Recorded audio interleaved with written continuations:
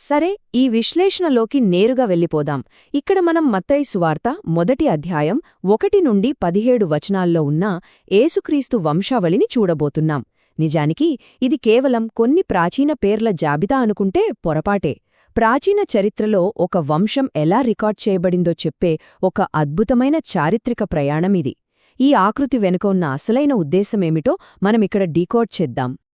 ఈ సుదీర్ఘమైన జాబితాను సులభంగా అర్థం చేసుకోడానికి మన ప్రయాణాన్ని ప్రధానంగా 5 భాగాలుగా విభజించుకుందాం.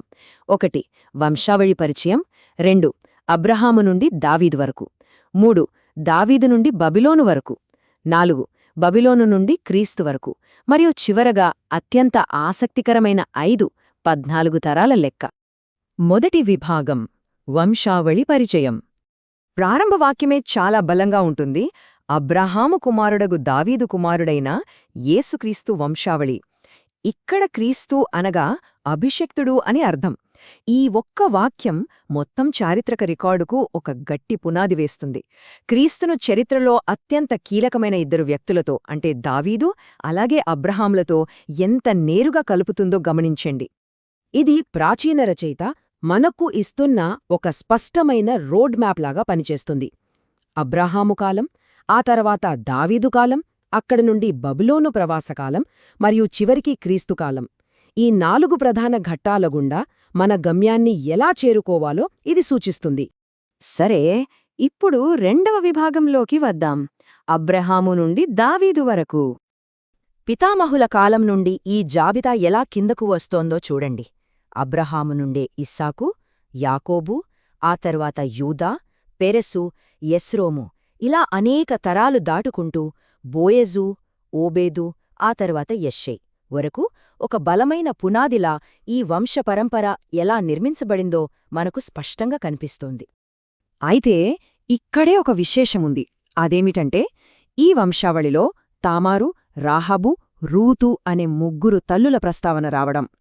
ప్రాచీనకాలంలో ముఖ్యంగా కఠినమైన పుత్రుస్వామ్య వ్యవస్థలో ఇలా స్త్రీల పేర్లను అధికారిక వంశావళిలో చేర్చడమనేది చాలా చాలా అరుదు.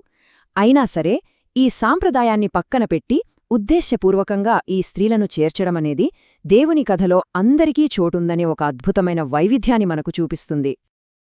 యెష్షై రాజైన దావీదును కనెను. అవును, ఈ ఒక్క వాక్యంతో చరిత్రలోని మొదటి యుగం అత్యంత విజయవంతంగా ముగుస్తోంది. అంటే సాధారణ పితామహుల స్థాయి నుండి వంశం ఒక్కసారిగా రాజరిక స్థాయికి ఎదిగిందన్నమాట. ఇది ఒక భారీ మార్పు. ఇప్పుడు 3వ విభాగం చూద్దాం. దావీదు నుండి బబులోను వరకు. రాజ్యాధికారం ఎలా చేతులు మారుతూ వచ్చిందో ఇక్కడ తెలుస్తుంది. దావీదు తర్వాత సొలొమోను.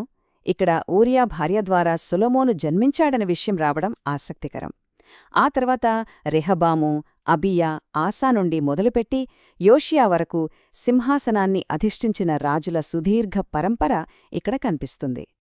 కాని ఈ అఖండ రాజరిక వైభవానికి ఊహించని విధంగా ఒక సడన్ బ్రేక్ పడింది. అదే బబులోను ప్రవాసం. యూదులు తమ స్వంత నేలను వదిలిపెట్టి బబులోనుకు బందీలుగా కొనిపోబడిన అత్యంత విషాదకరమైన చారిత్రక ఘట్టమిది. యోషియా, యెకొన్యాను కన్న సమయంలో ఈ చీకటి అధ్యాయం మొదలయింది. ఈ వ్యత్యాసాన్ని ఒక్కసారి ఊహించుకోండి.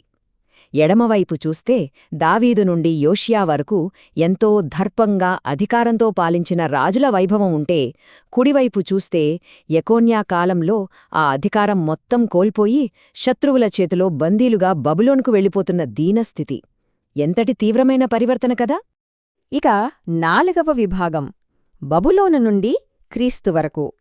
ప్రవాసం తర్వాత పరిస్థితులు పూర్తిగా తలకిందులైనప్పటికీ ఈ వంశచరిత్ర మాత్రం ఎక్కడా విచ్ఛిన్నం కాలేదు. యెకొన్యా, షేల్తీయేలు, జెరుబ్బాబేలు నుండి మత్తాను వరకు పేర్లు అత్యంత జాగ్రత్తగా సంరక్షించబడ్డాయి. ఎలాంటి అధికారమూ లేకపోయినా ఒక దైవిక క్రమం ఎక్కడా ఆగకుండా ఎలా కొనసాగిందో ఈ జాబితా మనకు నిరూపిస్తుంది.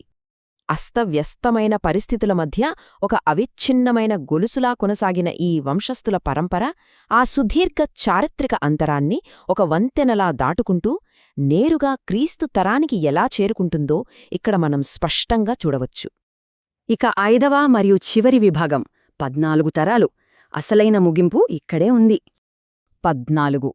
అవును, ఈ మొత్తం వంశావళిని కరెక్ట్గా 14 తరాల సెట్లుగా ఉద్దేశపూర్వకంగా ఎందుకు రాశారో ఇక్కడే అర్థమవుతుంది. చరిత్ర అంటే కేవలం ఒక అస్తవ్యస్తమైన ప్రవాహం కాదు.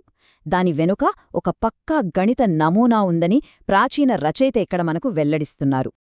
ఒకసారి ఈ లెక్కను గమనిద్దాం. అబ్రాహాము మొదలుకొని దావీదు వరకు 14 తరాలు. దావీదు మొదలుకొని యూదులు బబులోనుకు కొనిపోబడిన కాలం వరకు 14 తరాలు. అలాగే ప్రవాసం మొదలుకొని క్రీస్తు వరకు సరిగ్గా 14 తరాలు. ఒక పర్ఫెక్ట్ సిమెట్రీ, అద్భుతమైన చారిత్రక సౌష్ఠవం ఇక్కడ కనిపిస్తోంది. ఇదంతా చూసిన తర్వాత మన మదిలో ఒక ప్రశ్న మెదలక మానదు. ఇంతటి సుదీర్ఘమైన చరిత్రను ప్రాచీన రచయిత ఖచ్చితంగా 14 తరాల 3 సమతుల్య యుగాలుగా ఎందుకు అంత జాగ్రత్తగా రూపొందించారు? కేవలం పేర్ల జాబితాలా కనిపించే దీని వెనుక దాగి ఉన్న ఈ అద్భుతమైన నిర్మాణ కళాఖండం ఇంకెన్ని లోటైన చారిత్రక రహస్యాలను మోసుకొస్తోందో కదా. వంశావళి అంటే కేవలం చరిత్ర మాత్రమే కాదు, ఒక ఖచ్చితమైన ప్రణాళిక అని ఇది నిరూపిస్తోంది.